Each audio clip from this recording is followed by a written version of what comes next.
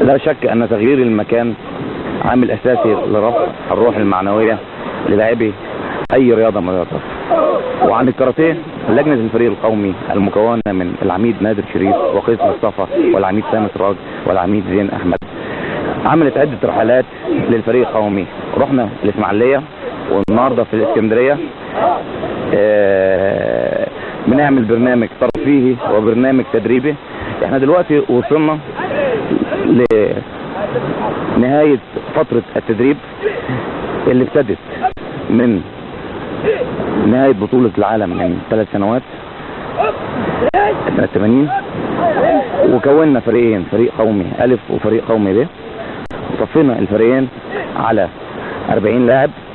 بعد كده ابتدى الحمل بالتدريج إلى أن وصلنا عليه الآن. الحمل دلوقتي في نهايته لأن بطولة العالم على الأبواب. التدريب بيبقى مرة واحدة في اليوم. بنحاول نديهم جرعة من البرامج التراثية، بيروحوا مسرح، بيروحوا أو السينما، أو زي ما حضراتكم شايفين بيروحوا اسكندرية. الفريق القومي البطولة إن شاء الله هتكون في 6 مسابقات. هنشترك في جميع المسابقات ال6 اللي هم كاتا جماعي أنسات، وكاتا فردي أنسات، وجماعي وفردي كاتا وكوميدي رجال.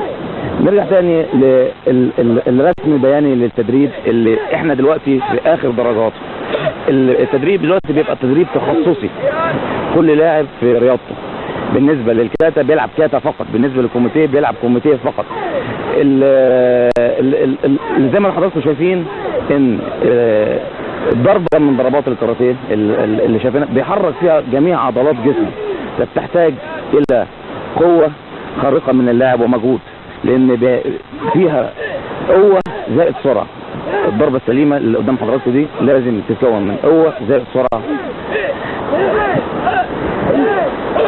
الفريق القومي بقاله من يوم 15 في معسكر مغلق بأحد فنادق القاهرة لغاية انتهاء البطولة.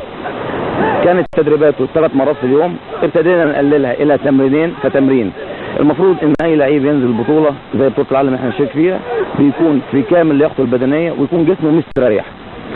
الفريق القومي للكاراتيه زي ما شايفين حضراتكم في تدريباته على البلاج، في ضربة مايجري اللي هي الرفصة الأمامية، وضربتين في الوجه لما بالياباني يعني جاكوزوكي كيزامي زوكي. التمارين دي بتساعد على لاعب الكوميتيه والكاتا على رفع مستواه في اللياقة البدنية. الكومبينيشن اللي احنا شايفينه ده كومبينيشن يعتبر للاعب الكاراتيه كومبينيشن مستوى عالي. التدريبات قعدت مستمرة يوميا لعدة مرات. شايفين جاكوزوكي اوزوكي من لاعبي الفريق القومي، ذهاب واياب 5 خطوات يعني جو بون 5 خطوات، ودي يعني بتحتاج من اللاعب لنفس طويل ولياقة بدنية وقوة وسرعة. التمرين في الرملة مفيد جدا، الجري او التمرين في الرملة.